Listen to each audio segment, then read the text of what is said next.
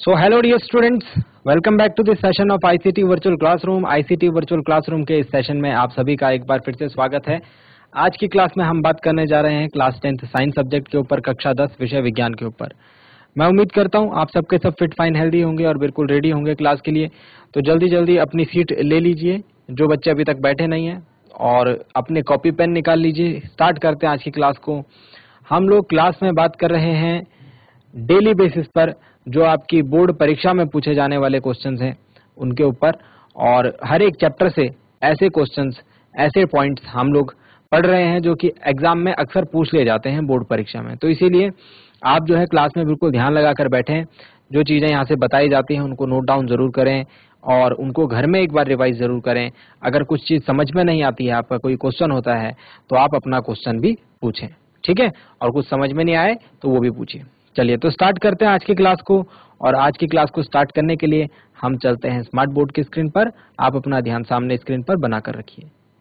चलिए तो आने वाले कुछ ही टाइम में आपके बोर्ड एग्जाम होने वाले, और बोर्ड एग्जाम के लिए हम जो पढ़ेंगे वो सेलेक्टेड चीजें हम पढ़ने वाले हैं जो कि बोर्ड एग्जाम में कई बार पूछी गई हैं और इनसे रिलेटेड क्वेश्चन जो है अक्सर आता है। चलिए तो एक क्वेश्चन इसी सीरीज में लिखेंगे हम लोग। स्टार्ट कर रहे हैं हम एक इजी क्वेश्चन से, ठीक है? कॉपी पेन बिल्कुल निकाल के रेडी रखिए और क्वेश्चन नोट डाउन कीजिए। क्वेश्चन का आंसर जो है आप लोग को टाइम मिलेगा करने के लिए, जल्दी से करके आप लोग आंसर बताना, ठीक है? चलिए तो पहला जो हम क्वेश्चन कर रहे हैं, एक परिपथ में R1, R2, R3 प्रतिरोध समांतर क्रम में जुड़े हैं। कैसे जुड़े हैं भाई? समांतर क्रम में जुड़े।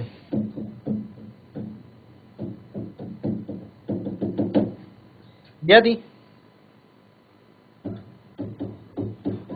इन्हें 12 वोल्ट की बैटरी से संयोजित किया गया है तो परिपथ का तुल्य प्रतिरोध ज्ञात कीजिए। R1, R2, R3 की वैल्यूज बता रहा हूं। तुल्य प्रतिरोध ज्ञात कीजिए। लिख दिया सबने क्वेश्चन?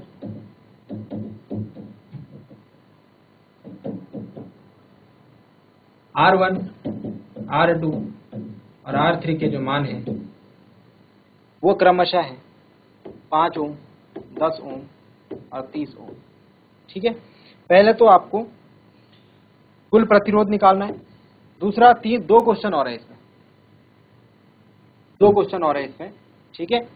पहला क्वेश्चन है प्रत्येक प्रतिरोधक से प्रवाहित विद्युत धारा भी आपको बतानी है। बी, परिपथ में प्रवाहित कुल विद्युत धारा।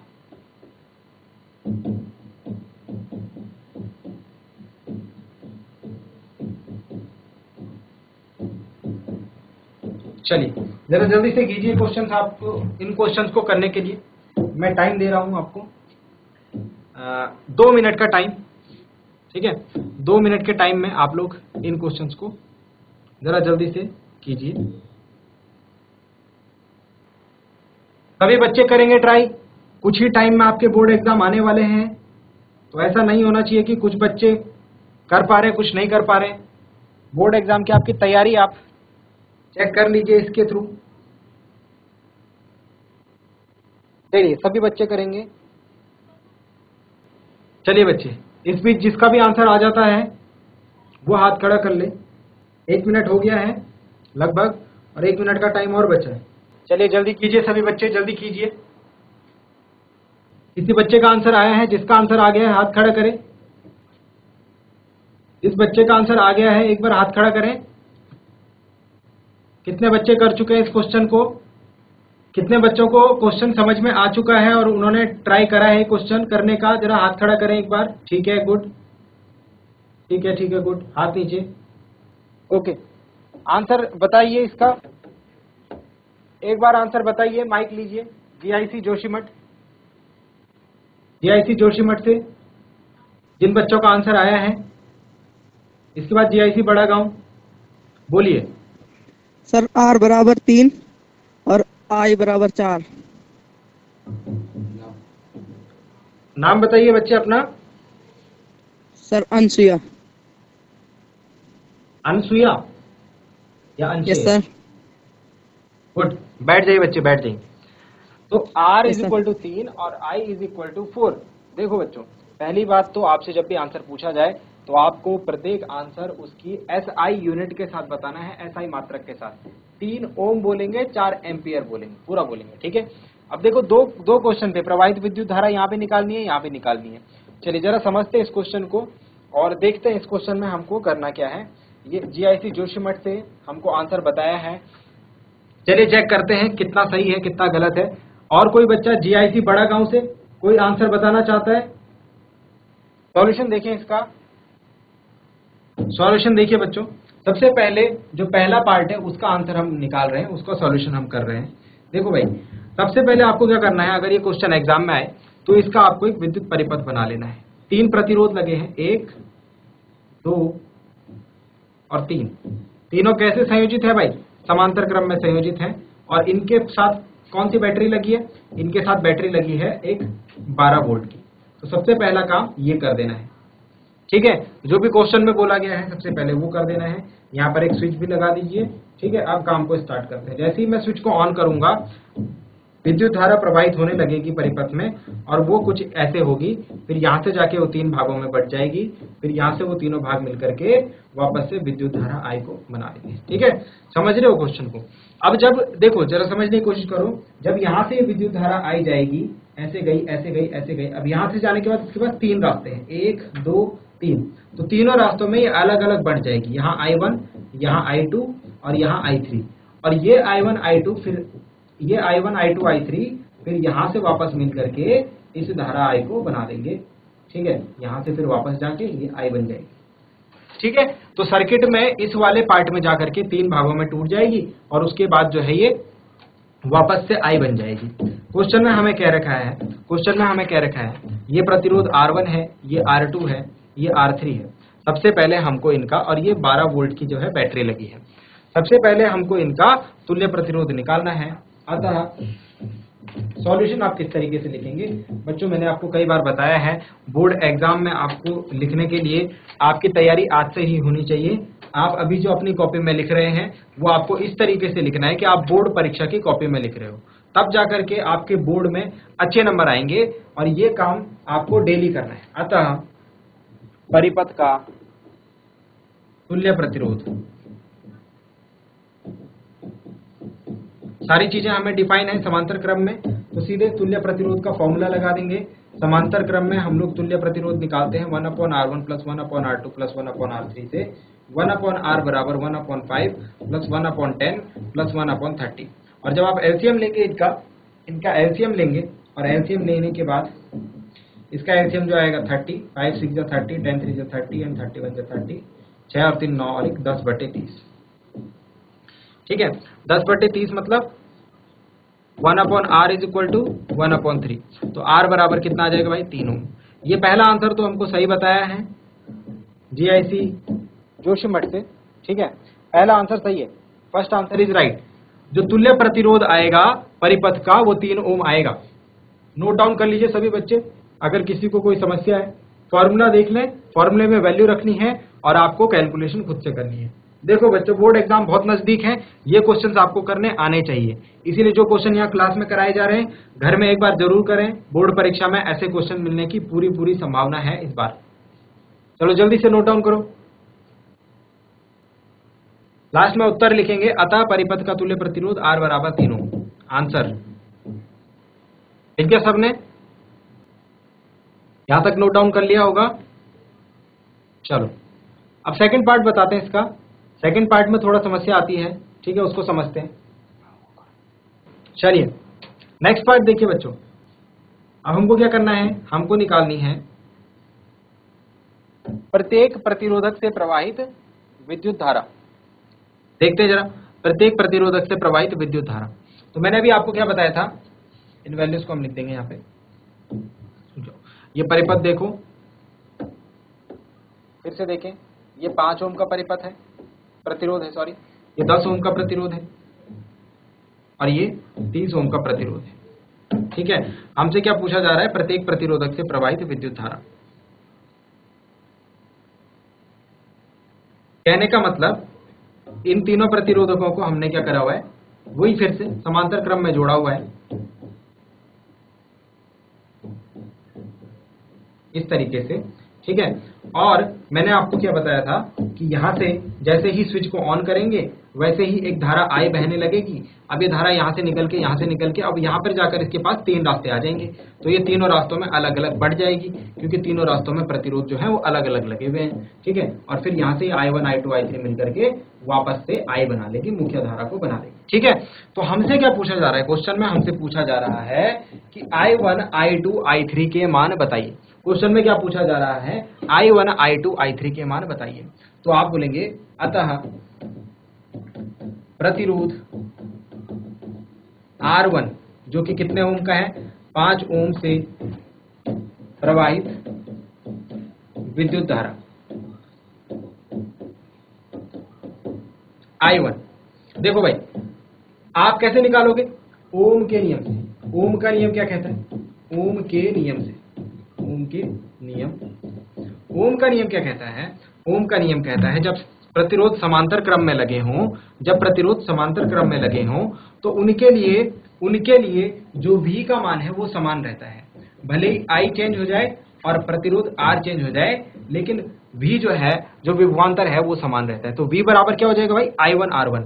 इसका मतलब मैं लिख सकता हूं V बराबर I1 R1, मतलब कि I1 बराबर हो जाएगा V अपॉन R1। और V बराबर आप जानते हैं कितने वोल्ट की बैटरी लगी भाई? 12 वोल्ट की। तो कितना विभवांतर होगा? 12 वोल्ट का होगा, है ना। 12/R1। पहला प्रतिरोधक कितने ओम का है? 5 ओम का। 12/5। तो I1 हमारा आ जाएगा 12/5, मतलब कितना? 12 दूनी 24, 2.4 एम्पियर। चलिए, ऐसे ही अब I2 और I3 भी निकालिए। I2 के लिए क्या आ जाएगा? यहाँ पर R2 आ जाएगा फॉर्मूला में, और I3 के लिए क्या आ जाएगा? R3 आ जाएगा फॉर्मूला में। तो I2 और I3 की वैल्यू जो आएगी, I2 और I3 के मान जो आएंगे, इसी प्रकार लिख रहा हूं। ठीक है बच्चों, खुद से सॉल्व करेंगे इसे। इसी प्रकार जो I2 का मान आएगा वो कैसे आएगा? V अपॉन R2 करके, यहाँ पे 5 की जगह पर आप क्या रख दोगे? 10 रख दोगे I2। और I3 का मान कैसे आएगा? वो आएगा V अपॉन R3 करके। तो यहाँ पर R1 की जगह क्या रख दोगे? R3, मतलब 30 ओम रख दोगे, 5 की जगह 30 रख दोगे। समझ में आ रहा है? तो I3 इज इक्वल टू हो जाएगा V अपॉन R3। तो जो वैल्यूज निकल के आएगी I2 की, वो मैं आपको बता देता हूं। I2 का मान निकल के आएगा 1.2 एम्पियर। ठीक है, और I3 की जो वैल्यू निकल के आएगी वो आएगी 0.4 एम्पियर। सेकंड क्वेश्चन हो गया। नोट डाउन कर लीजिए, वैल्यूज को नोट डाउन कर लीजिए, खुद से करना है आपको काम। चलिए, लिख दिया सबने? ठीक है, अब लास्ट पार्ट करते हैं इसका। परिपथ से प्रवाहित कुल विद्युत धारा। देखो, लास्ट क्वेश्चन हमारा परिपथ में प्रवाहित कुल विद्युत धारा। ए पार्ट हमारा हो गया, बी पार्ट है परिपथ में प्रवाहित कुल विद्युत धारा। तो आप कहेंगे कुल विद्युत धारा मतलब I निकालना है आपको, और I बराबर क्या होता है भाई? ओम के नियम से होता है I बराबर V अपॉन R। तो यहाँ पर R जो होगा वो तुल्य प्रतिरोध जो आपने निकाला है वो यूज करेंगे। R मतलब तुल्य प्रतिरोध, R1 R2 R3 मतलब कोई सेपरेट प्रतिरोध हमको रखना है। R मतलब क्या हो गया? तुल्य प्रतिरोध। अब रखो value, I is equal to V का मान है 12, R का मान आपने निकाला था 3 ओम। ठीक है, तुल्य प्रतिरोध आपने निकाला था 3 ओम, और इसको रख करके 3 4 से 12। तो परिपथ में प्रवाहित कुल विद्युत धारा 4 एम्पियर की होगी, जबकि प्रत्येक प्रतिरोधक से प्रवाहित विद्युत धारा का मान अलग अलग होगा। एक मिनट जरा समझो इसे, जरा समझो। इसका मतलब है जैसे ही मैं स्विच को ऑन करूंगा, जैसे ही मैं बैटरी को ऑन करूंगा, यहां से 4 एम्पियर की धारा बहने लगेगी। 4 एम्पियर की धारा बहने लगेगी। अब वो 4 एम्पियर की धारा 3 टुकड़ों में टूट जाएगी। पहले वाले रास्ते से 2.4 एम्पियर चला जाएगा, दूसरे वाले रास्ते से 1.2 एम्पियर चला जाएगा, और जो बची है, कितनी बची है? जो बची है वो बची है 0.4 एम्पियर, वो तीसरे वाले रास्ते से चला जाएगा। फिर वापस से ये तीनों मिल करके यहाँ पर 4 एम्पियर की धारा को बना देगी। यह है क्वेश्चन का मतलब। इस तरीके से आप क्वेश्चन को समझेंगे। जरा जल्दी से इसे नोट डाउन कर लीजिए। तो चलिए डियर स्टूडेंट्स, इस चैप्टर से हमने एक इंपॉर्टेंट क्वेश्चन देखा न्यूमेरिकल, जो कि कई बार एग्जाम में पूछा गया है और इससे रिलेटेड क्वेश्चंस भी एग्जाम में पूछे गए हैं। और टॉपिक है इसके बाद जो बहुत छोटा सा टॉपिक है और यहाँ से क्वेश्चन जो है अक्सर पूछे जाते हैं, वो है विद्युत धारा का तापीय प्रभाव। देखिए डियर स्टूडेंट्स, जब कभी किसी परिपथ में विद्युत धारा प्रवाहित होती है तो उसमें कुछ विद्युत धारा के प्रभाव उत्पन्न होने लगते हैं। जैसे कि आपने अपनी प्रीवियस क्लासेस में पढ़ा भी होगा, हमारे पास एक और चैप्टर है जो कि है विद्युत धारा के चुंबकीय प्रभाव। तो जब किसी परिपथ से होकर के विद्युत धारा जाती है तो वो अनेक प्रभावों को उत्पन्न करती है। उनमें से कुछ हैं, एक तो विद्युत धारा का तापीय प्रभाव, विद्युत धारा का चुंबकीय प्रभाव और विद्युत धारा का रासायनिक प्रभाव, केमिकल इफेक्ट। ठीक है, हमको क्या करना है, हम तापीय प्रभाव को इस चैप्टर में पढ़ेंगे, विद्युत धारा के चुंबकीय प्रभाव नेक्स्ट चैप्टर, आपके बुक में सेपरेट चैप्टर है, चैप्टर नंबर 13 विद्युत धारा के चुंबकीय प्रभाव, उसमें पढ़ेंगे। रासायनिक प्रभाव की चर्चा हम अभी नहीं करेंगे। ठीक है, इसकी क्लासेस अपनी हायर क्लासेस में हम इसको पढ़ेंगे। अब अगर बात करें विद्युत धारा के तापीय प्रभाव की, तो हम ये देखते हैं कि विद्युत धारा में तापीय प्रभाव उत्पन्न किस तरीके से होता है। डियर स्टूडेंट्स, जैसे कि आप जानते हैं, जब हमें किसी विद्युत परिपथ में, अगर सपोज हमारे पास ये इलेक्ट्रिक सर्किट है और इसमें मैंने एक बल्ब लगाया है और इस बल्ब को जलाने के लिए मुझे जो सबसे ज्यादा इंपॉर्टेंट चीज है, सबसे ज्यादा इंपॉर्टेंट चीज क्या है, इस बल्ब को जलाने के लिए सबसे ज्यादा इंपॉर्टेंट चीज है एक बैटरी। बैटरी क्या काम करती है, बैटरी ऊर्जा स्रोत का काम करती है।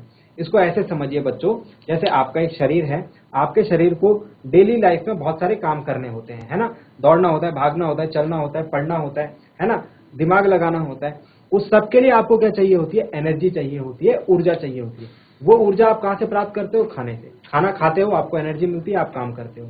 ऐसे ही ठीक इस विद्युत परिपथ में लगे हुए किसी भी उपकरण के लिए, यहां पर मैंने फॉर एग्जांपल बल्ब ले लिया है, सपोज यहां पर पंखा लगा होता, सपोज यहां पर हमारा एसी लगा होता, सपोज यहां पर हमारा मोबाइल फोन का चार्जर लगा होता, XYZ कुछ भी लगा होता, उसको चलाने के लिए कुछ ना कुछ एनर्जी तो चाहिए, कुछ ना कुछ ऊर्जा तो चाहिए। वो ऊर्जा स्रोत का काम हमारा यहाँ पर बैटरी करती है। तो इसीलिए इस परिपथ में जब तक मैं एक बैटरी नहीं लगाऊंगा तब तक ये काम नहीं करेगा। और जैसे ही मैं स्विच ऑन करूंगा, यहां से होकर के एक धारा प्रवाहित होगी जो कि इस बल्ब को जलाएगी और वापस वो धारा जो है बैटरी से होकर के सर्कुलेट हो जाएगी। तो ये काम होता है एक बैटरी का। ये बैटरी क्या काम करती है भाई, ऊर्जा स्रोत का काम करती है, एनर्जी सोर्स का काम करती है। अब जरा ध्यान से समझना इस बात को, हम जो भी ऊर्जा स्रोत का इस्तेमाल करते हैं, ऐसा कभी नहीं होता कि वो अपनी 100% जो एनर्जी 100% काम जो है वो ऊर्जा स्रोत के रूप में कर दे। मतलब ऐसा कभी नहीं होगा कि ये बैटरी अपनी पूरी एनर्जी जो है इस बल्ब को जलाने में लगा दे, ऐसा कभी नहीं होगा। ऐसा कभी नहीं होगा कि ये अपनी पूरी ऊर्जा से इस बल्ब को जलाए, नहीं, ये अपनी ऊर्जा के कुछ भाग से इस बल्ब को जलाएगा, जबकि कुछ ऊर्जा जो होगी वो वेस्ट हो जाएगी। कैसे वेस्ट होगी, क्या आपने कभी देखा है, जब आपके पास, अगर आपके घर में बल्ब है, जो पहले के बल्ब होते थे, फ्लोरोसेंट जो बल्ब होते थे, जब आपने उनको टच करा होगा तो क्या हो जाते हैं, गर्म हो जाते हैं। पंखा आप चलाते हैं, पंखा चलाने के बाद आप देखोगे कुछ घंटे के बाद वो गर्म हो जाता है। क्यों हो जाता है, ये ऊष्मा कहां से आ रही है, ये ऊष्मा जो है कहां से आ रही है, ये ऊष्मा जो है ये हमारा ऊर्जा हानि है, ये लॉस ऑफ एनर्जी। हम नहीं चाहते कि ये पंखा गर्म हो, हम नहीं चाहते कि ये बल्ब गर्म हो, हम चाहते बस इससे हमको प्रकाश मिले। लेकिन जो ये बैटरी जो ऊर्जा स्रोत है, ये कुछ ऊर्जा तो इसको जलाने में गंवा दे रहा है और कुछ ऊर्जा की हानि हो जा रही है ऊष्मा के रूप में। इसे हम कहते हैं विद्युत धारा का तापीय प्रभाव। जब विद्युत धारा किसी प्रतिरोध से होकर गुजरती है तो उस प्रतिरोधक में कुछ ताप उत्पन्न हो जाता है, कुछ टेम्परेचर उसका बढ़ जाता है, ऊष्मा उत्पन्न हो जाती है। इसको हम विद्युत धारा का ऊष्मीय प्रभाव कहते हैं। यहां तक की बात समझ में आ गई होगी। इसके बाद आता है हमारे पास कि क्या कितनी ऊष्मा जो है, कितनी ऊष्मा उत्पन्न होगी, कितनी ऊष्मा को ये वेस्ट करेगा, कितनी ऊर्जा की हानि होगी। इसके लिए हमारे पास एक नियम आता है, उसे हम कहते हैं जूल का तापन नियम, जूल्स हीटिंग लॉ। उसे हम क्या कहते हैं, जूल का तापन नियम। ठीक है, जूल्स हीटिंग लॉ। अच्छा, जूल का तापन नियम क्या कहता है, इसमें एक दो बातें लिखेंगे, किसी प्रतिरोधक में उत्पन्न होने वाली ऊष्मा, उत्पन्न होने वाली ऊष्मा किन किन बातों पर निर्भर करती है, ये बताया था जूल ने। किन किन बातों पर निर्भर करती है ये बताया था जूल ने। सबसे पहले इन्होंने बताया कि ये जो विद्युत धारा होगी उस पर निर्भर करेगी, आई पर। सबसे पहले ये विद्युत धारा पर निर्भर करती है। बी, जिस पदार्थ से होकर ये जा रही है, जिस तार से या फिर जिस भी पदार्थ से होकर ये जा रही है, उसका प्रतिरोध क्या है, उस पर निर्भर करेगी।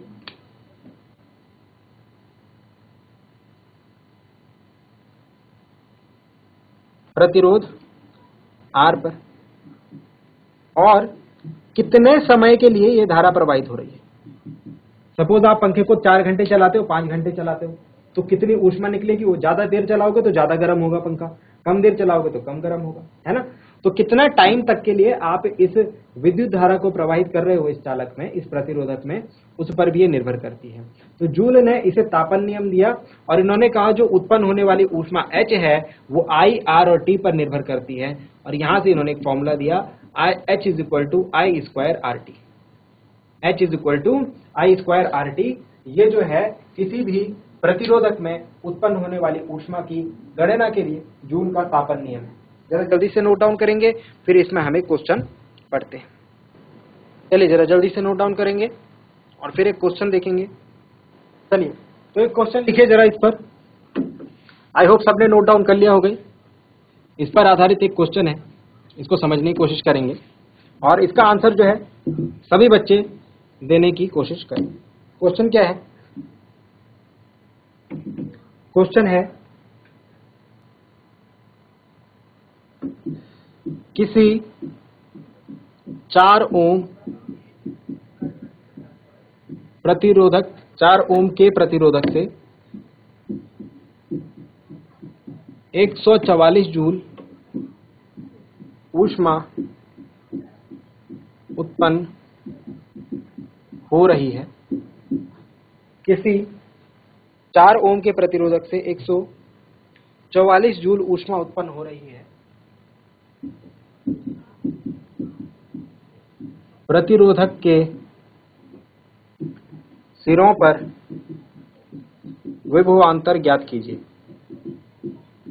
प्रतिरोधक के सिरों पर विभवांतर ज्ञात कीजिए। जल्दी से करेंगे इस क्वेश्चन को, सारे बच्चे करेंगे A to Z, सबके सब ट्राई करें। आता है नहीं आता है वो बात की बात है, आंसर आपका आ रहा है नहीं आ रहा है वो बात की बात है, लेकिन अपना माइंड जो है, अपना दिमाग जो है, सभी बच्चे इसमें लगाएं, सभी करने की कोशिश करें इस क्वेश्चन को। जल्दी से करें, 1 मिनट का टाइम है आप लोगों के पास। 1 मिनट में जरा जल्दी से क्वेश्चन को करने की कोशिश करें। अगर ये क्वेश्चन एग्जाम में आया तो 2 नंबर का आएगा, और अगर जूल के तापन नियम के साथ इसे पूछा गया तो 4 से 5 नंबर का भी आ सकता है, 3 या 4 नंबर का आ सकता है। चलिए, कितने बच्चों का आंसर आया है?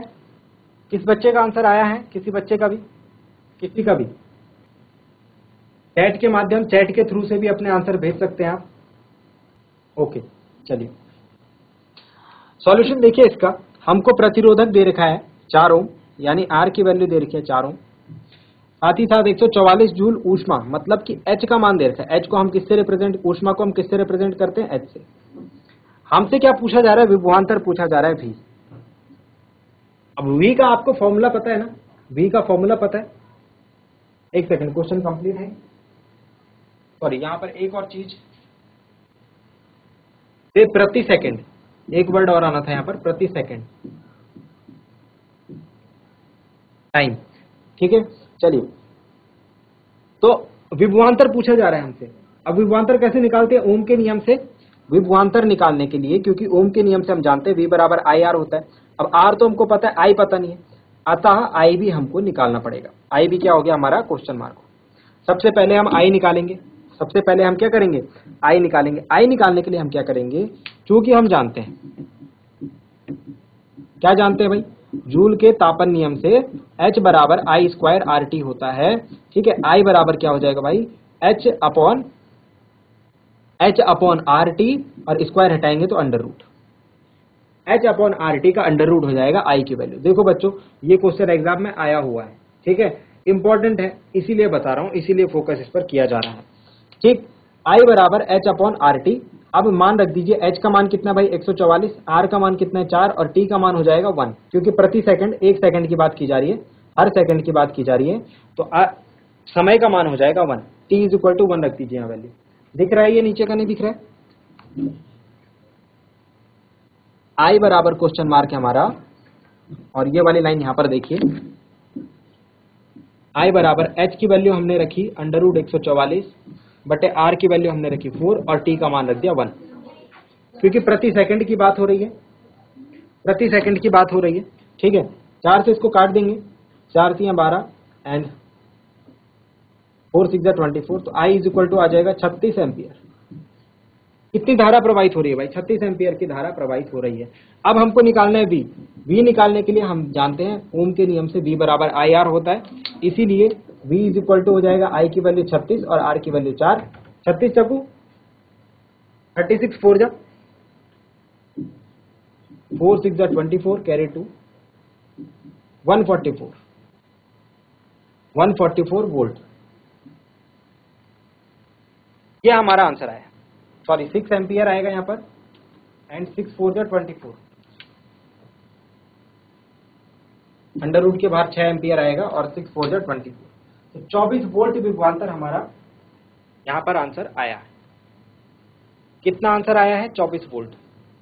फिर से बता देता हूं एक बार, करना क्या है आपको, आपसे विभवांतर पूछा हुआ था, विभवांतर के लिए आपको जानते हो v बराबर आई आर होता है, r तो आपको दिया हुआ है क्वेश्चन में, i नहीं दिया हुआ है, तो पहले आप i निकालेंगे। i निकालने के लिए आपको h r और t है, h r और t है, तो ये फॉर्मूला लगाएंगे, यहां से i निकालेंगे, i बराबर under root h upon R T हो जाएगा। ठीक है, वैल्यू रख करके i का मान आएगा और i का मान यहां पर रख देंगे, तो v का मान आ जाएगा। हमको फाइनली v का मान निकालना था, विभवांतर निकालना था। नोट डाउन कीजिए जरा जल्दी से इसे। चलिए डियर स्टूडेंट्स, तो उम्मीद करते हैं आपको आज की क्लास पसंद आई होगी, कुछ नया सीखने को आपको जरूर मिला होगा। साथ ही साथ ये भी उम्मीद करते हैं घर से आप इन चीजों को एक बार नोट डाउन करेंगे। आपके जो भी डाउट रहते हैं, आपके जो भी क्वेश्चन रहते हैं, आपको जिस भी टॉपिक में अभी कंफ्यूजन है, जो भी न्यूमेरिकल आपकी समझ में नहीं आ रहा है, जो भी क्वेश्चन में आपको डाउट है, वो क्लास में आप पूछ सकते हैं। आपको आपके एग्जाम्स की खूब सारी तैयारी करनी है, एग्जाम में आपको अच्छे से अच्छे मार्क्स लाने हैं। आज के लिए इतना ही, मिलते हैं अगली क्लास में एक नए और इम्पोर्टेंट टॉपिक के साथ। क्लास से जुड़ने के लिए आप सभी का बहुत बहुत धन्यवाद। Thank you very much and have a nice day.